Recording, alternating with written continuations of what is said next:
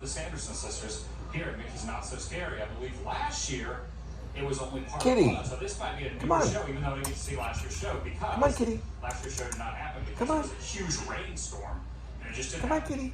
So last year I didn't get to see it. This year I could watch a little bit of it and understand it because I now I've actually seen the first. I almost said Short Circuit. I meant to say Hocus Pocus. Mr. Johnny 5 was not in Hocus Pocus. Come on, Kitty. Another great movie, though. Alright, I decided to walk back while everyone's watching the Hocus Pocus show and waiting for the parade. The line will be a little short. I don't believe that it's 80 minutes. I'm going to say 15 minutes. Come on, Kitty. Come on. Come here, Kitty. Come here. Come here, Kitty. Here's both. 2 words. Stitch Elvis. Elvis Stitch. Got it. I'm going to call you Elvis Stitch from now on. You got the hair slicked back. Oh, there you go. Look at that. That was nice. I finally did it. I got a photo. I asked him if he wanted to be called Elvis Stitch or Stitch Elvis, and he said Elvis Stitch. And even though it originally said 80 and then 70 minutes as the people mover goes by, 55 minutes right there, and really... Look at Vampire Kitty. 15 minutes. Oh, he's doing the vampire. Look Look at that kitty. Doing a little vampire kitty. Which is going to be the kind of the Wow. and the ending of Scratchy. is going to be the very end of Your new name's Scratchy. Boo to you parade. It was the same parade they had last year. 108 degrees Fahrenheit. It's a scorcher. I hear Harrison Ford is upset about the AI in Indiana Jones. The Dial of Destiny. I wonder what Sean Connery would have thought. He would have said, it wasn't a real Swiss cheese sandwich. It was made from AI.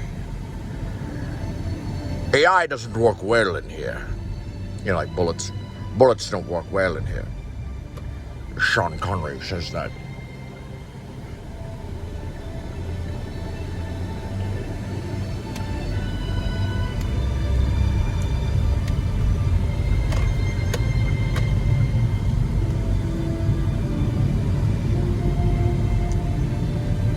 A submarine movie about a big submarine in Russia. Alec Baldwin's in it. You know what it's called. There's no AI in that movie, Cole. Sean Connery was all just all he was. That and a Swiss cheese sandwich. In the hunt for Red October, there wasn't AI at all. It was just me and a Swiss cheese sandwich. Bullets don't work well in here.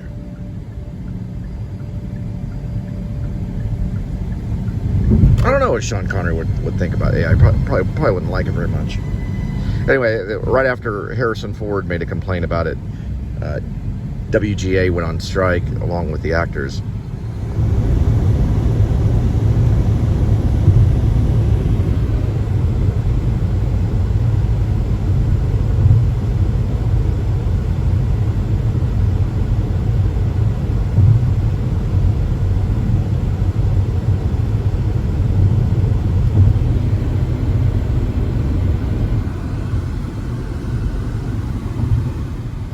Captain of the boat is here today.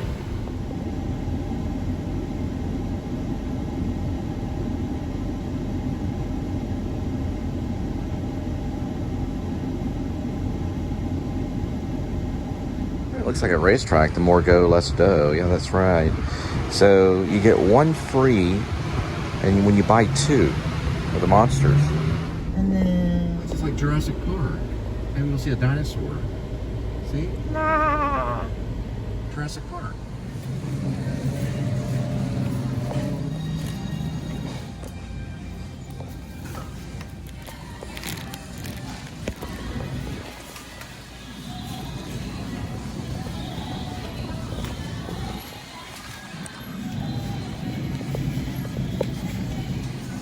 What happened to your basket? Remember last time we got 3-pound bags?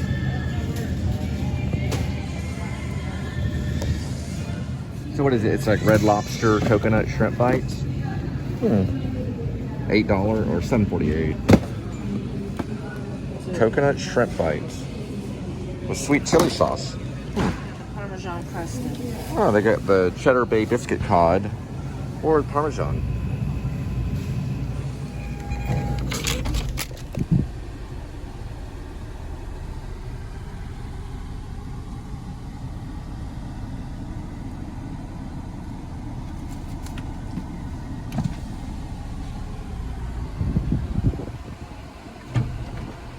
I'll just get mashed potatoes.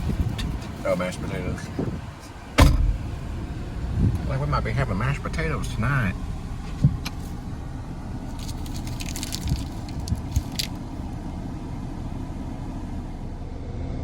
It's one of those Coney cheese dogs, Sonic Slim Jims. So Sonic makes like a flavor of Slim Jim. Slim Jim, sorry.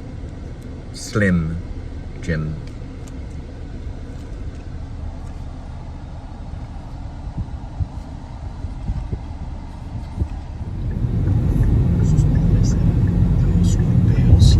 Creció oyendo la música tradicional klezmer y también los tangos de Astor Piazzolla y la música de cámara clásica. Su pieza Tenebrae toma su nombre del oficio de las tinieblas en la iglesia cristiana, pero no es una obra religiosa. Sus movimientos externos representan la maravilla del hijo pequeño del compositor que asistió a una exhibición en el planetario, yuxtapuesto con un movimiento interno que transmite la violencia en el Medio Oriente. La obra fue escrita en el año 2000 y aquí se oye en una grabación por el cuarteto Avalon.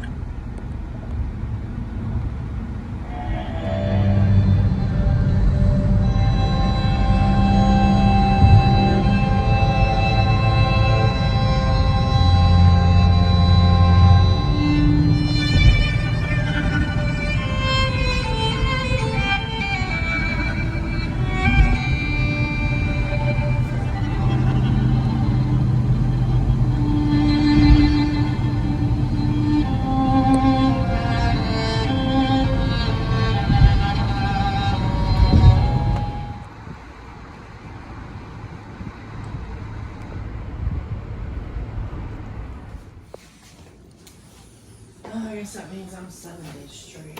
Yeah. So I won't be out till next Saturday.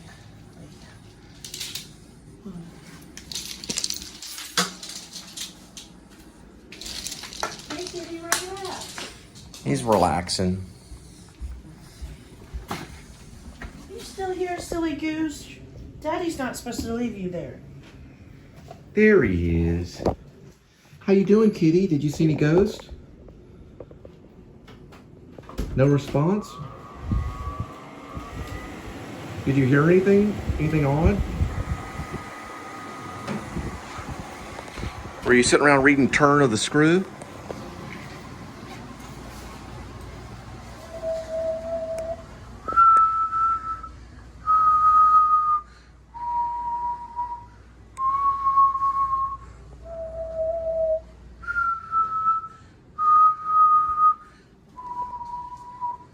Brought to you by a racetrack.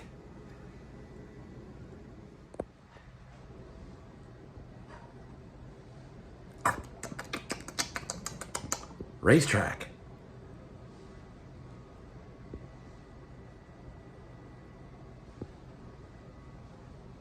All right, so for tonight's movie, we're going to give this one a try. It's William Baldwin, the brother of Alec Baldwin, and Michael Madsen, right there, and Eric Roberts, and some movie called Assault on 400. I want to look at the copyright date on it to see when it came out, if it shows it. Yep, it's a 2023 movie. Haven't heard anything about it. I saw it at Walmart. I'm gonna give it a try, maybe a little review. Kind of doing a war movie segment this summer. A couple of them, so I'll give it a try. Kitty's grooming moment. You getting groomed, kitty? Meow, meow. Meow, meow. I think I've only seen one on him so far, but I've even seen some eggs towards his tail. That's a good kitty. That's a good kitty. Wow. It's right there. Oh, wait a minute.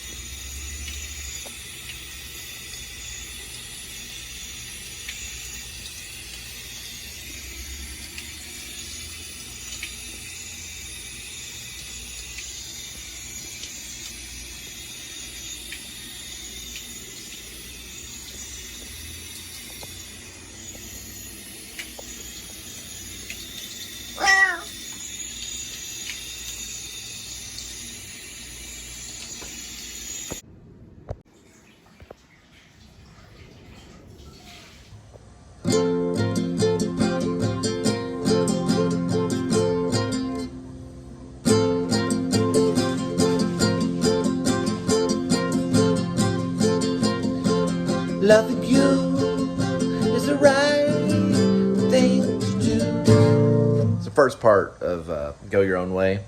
I'm trying to learn it.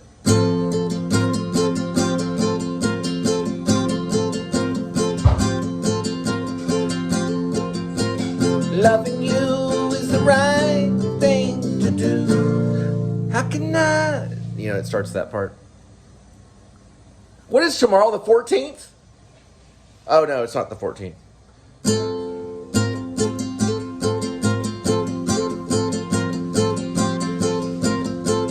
Loving you is the right thing to... Yeah, it's kind of hard to hit.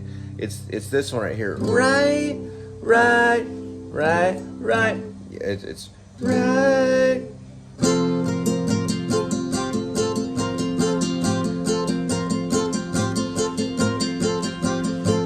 Loving you is the right thing to do. And it goes right into that part. It's an addictive song. It's an addictive opening. And the capo's 1, 2, and 3 right here. And it's going, I hear an F sharp somewhere, but it's going into, no, it's right here. Loving you is the right thing. It's hard to hit that right. That's hard to match because it's dissonance. Loving you is the right thing to do. That change right there is very powerful. It does get your ear. That change right there.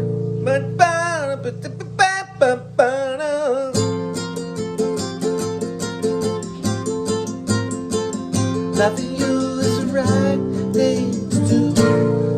How can I? You know, it's that kind of thing. Can I ever change the things that I feel? Loving you is the right thing to do. And how can I ever change the things I feel? Yeah, all right, so I've seen many ways on Go Your Own Way played, but I haven't seen the way the Rick Biotic plays it, and it sounds correct on how Rick's doing it. Everyone else is doing these like flat chords. It sounds kind of off. That sounds right. You know, Rumors is one of the most popular, and sometimes people feel the greatest album since Pink Floyd The Wall, Rumors by Fleetwood Mac. But that sounds right when you hear it. But they're not playing, most people on YouTube, they don't play this chord right here. This is the capos on the 3rd. So you can listen to it right there, and then that sounds right, yeah.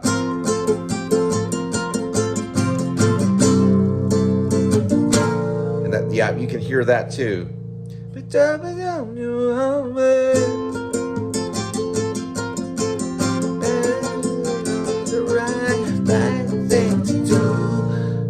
how can I feel the things no down?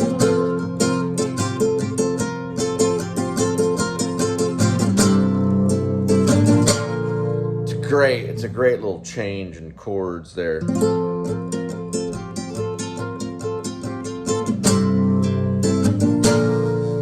And he's also talking about how every song on Rumors has its own character and sound. It immediately gets you, right? And you're listening to the radio, you know immediately that that's Fleetwood Mac. But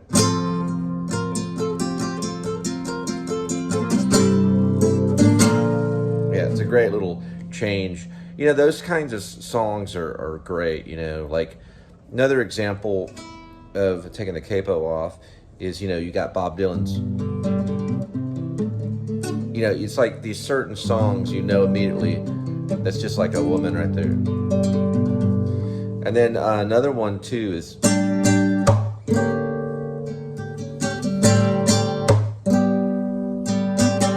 yeah, I'm a little out of tune right there, but that one's Stone Temple Pilots. Now I do a little thump thing. I don't think they do that, but it's actually I think it's on electric, but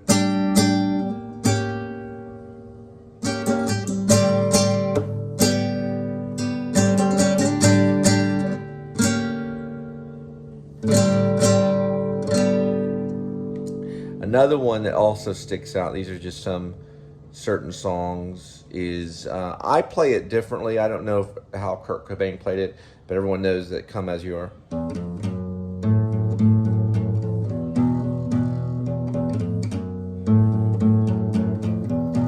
Which that song is almost too simple to play and get it right. It's such, the way that the song is written is so simple that it's very difficult. And that's a lot of Kurt stuff. It was just,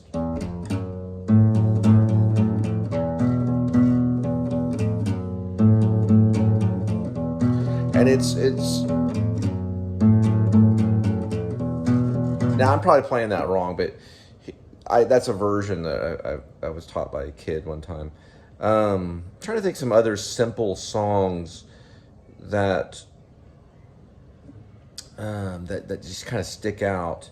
Those are a few right there.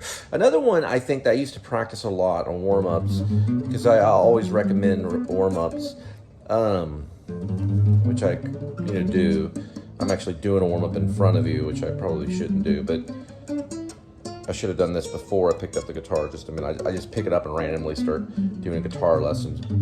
But I was taught by one of these classical guitar guys for a little moment at UT Austin. He's right before Man of La Mancha, and he said, you know, when you pick up the guitar the first time, you want to go through scales and get those fingers working, and also match it with the proper classical here, so that you're using both your fingers. It's kind of like a mental thing. Here's the thumb right here. The thumb is the first two, then the index finger's in the middle, and then we call it the pinky or the ring finger, and then going into the pinky finger, and then the ring finger on the picking. So it's kind of like before gymnasts, you want to stretch and stuff. But we'll get to that later. But another one that's a good warm up, Day Tripper. Yeah, it's tough. I remember in New York when I was used to practice this all the time, Day Tripper. I got the news like a few weeks later, George Harrison had died, and I always kind of like thought, well, maybe I was playing Day Tripper wrong. And I heard the news in New York City. Let me try in New York City. Let me try it again. Let me go slow down.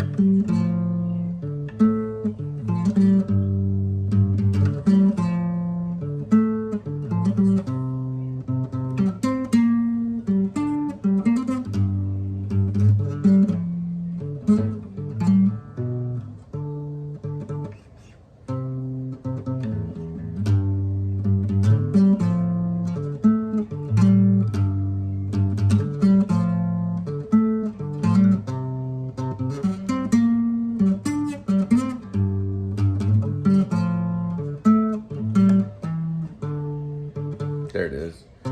People think that's the bass. That's actually the guitar.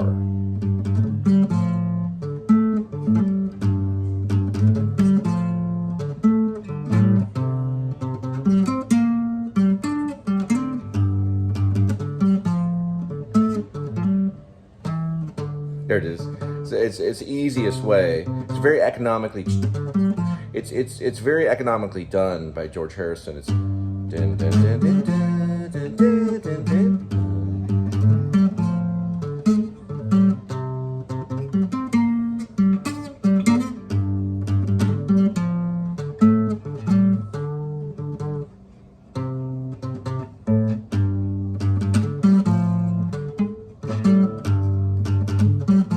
pinky. That pinky one that's a good one for the pinky, because the pinky has to be in that placement. Try it one more time.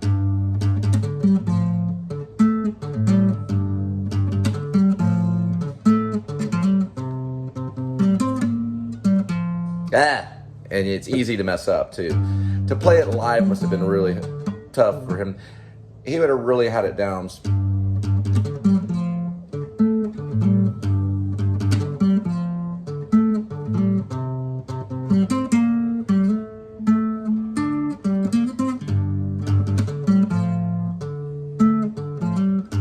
You gotta think about the pinky in it. The pinky's right here. And that one, if you haven't been playing for a while, your pinky will fail you.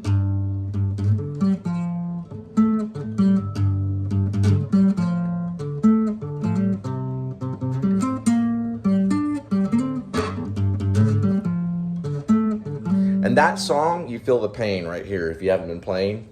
You play it a few times, you start getting a pain right in your forearm.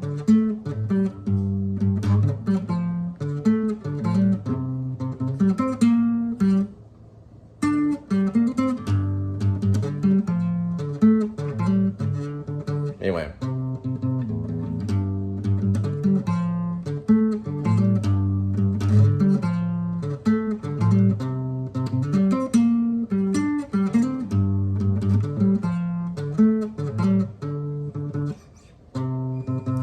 And another one, and I was thinking about it before, I know there's one.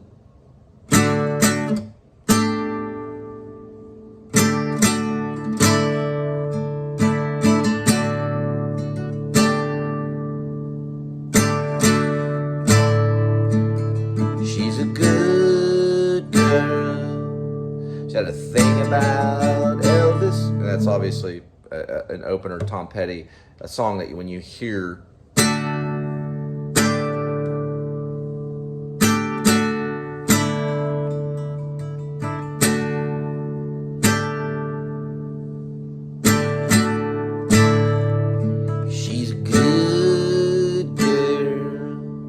Got a thing about Elvis.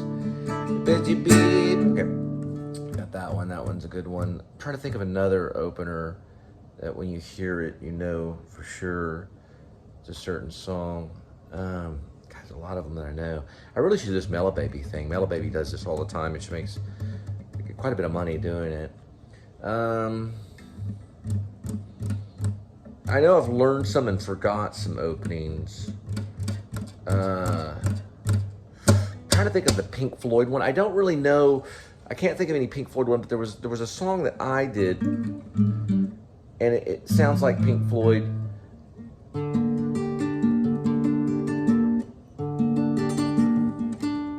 It is part of the Pink Floyd in Wall. There's listen. Hang on.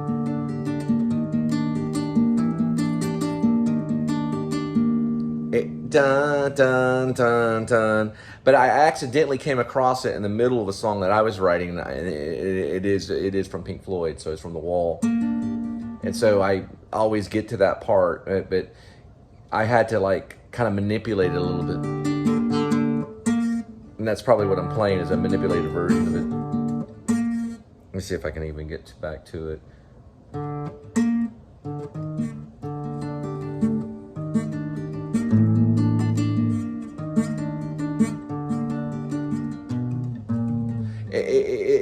It's probably around the time of Goodbye Blue Sky.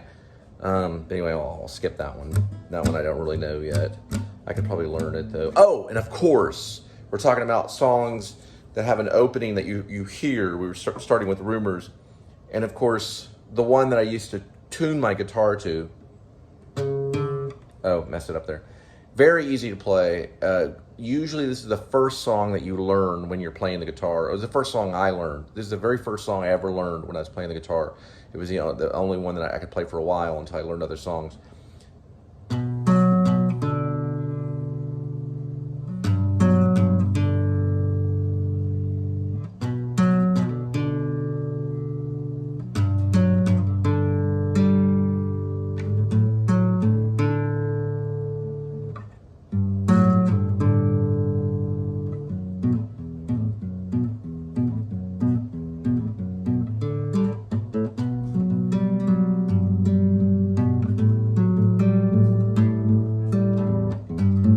Now, okay, anyway, that's not how it goes, but that's how the opening goes. The opening does go. Now, I tried to sit down one time for about 3 or 4 hours, and it was a lesson on playing all of one. And I predicted in my mind it's just take me a month, you know. It's a very difficult song. Not everyone can pick up. Now, the opening's easy, of course, you know, that's easy. But the song is so beautifully written.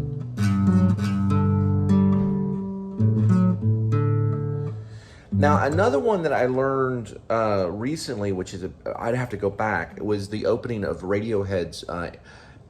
And I recommend you, if you're an advanced player, to learn it, or even mediocre if you're an amateur player. I'd have to turn it off and find it, but I did learn it. I learned it up to a certain point, and it was an opening, and it's very fun to play. Greenville, I know his name is Greenville, but it's the opening of Paranoid Android. I'm gonna see if I can find it. Yeah, I think that's part of it there. And then it goes into, but it's a tough one.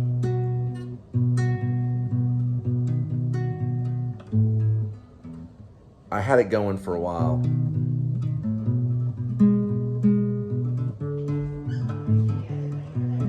Anyway, I'm not gonna try to play it right now, but I may go back and try to find it. Usually I find it with my fingers, and I look and I listen to the sounds, and I can like listen it out and keep trying.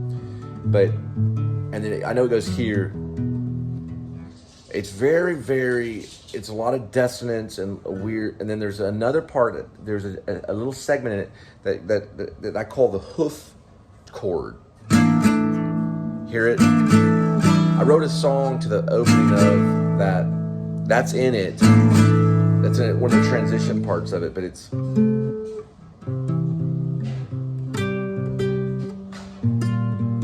I'll have to, let me go look at it and we'll play it. I found it. This is the beginning part of Radiohead and Paranoid Android.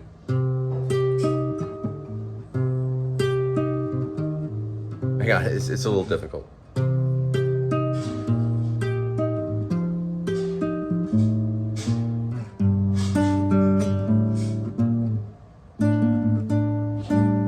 That's what I wanted to make note to, about this chord that he goes to.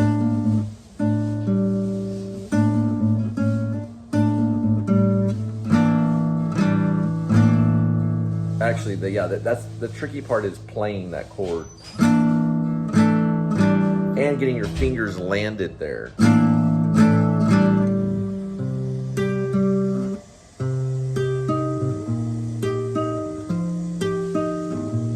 Yeah.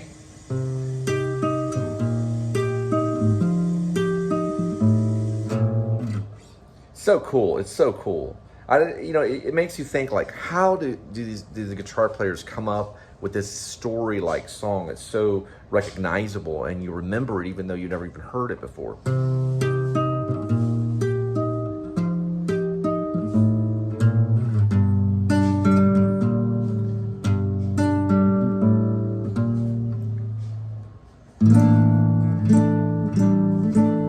Yeah. And then I think it goes into here.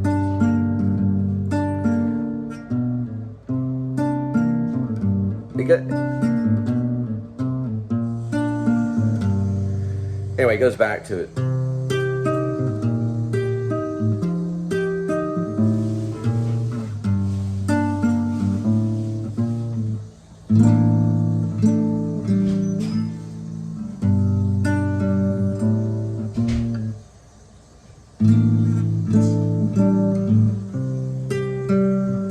Yeah.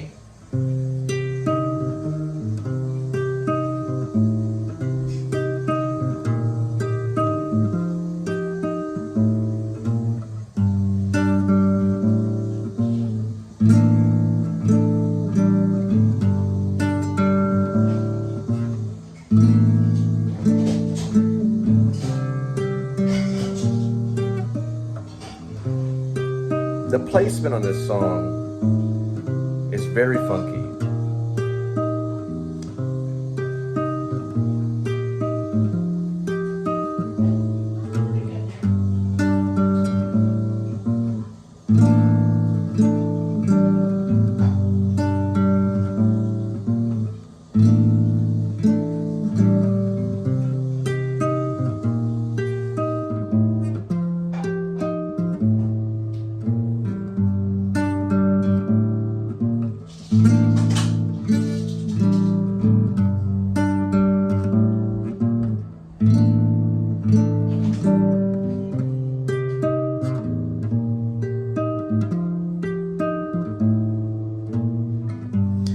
you know, it's just, it's beautifully done. It may have come from classical. He may have studied something that got him to do that. I know that Blackbird's another pretty one to say. I haven't learned, or another one to play. Haven't learned it yet. And Blackbird was from a classical song the Beatles were playing. I think George Harrison, maybe Paul McCartney. I think it was George Harrison that was learning a classical piece and then simplified it and then used it for Blackbird, which is beautiful lyrics. But anyway, Paranoid Android is just...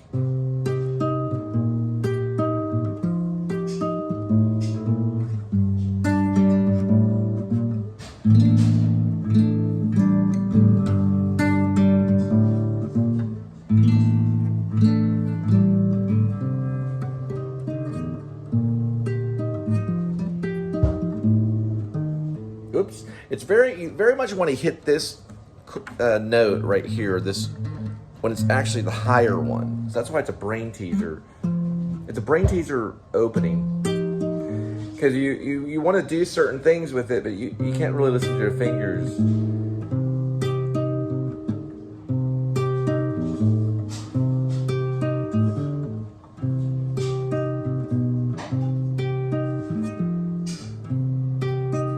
Am I on the right? See, it's 1, 2, 3, 4, 5, 6, 7.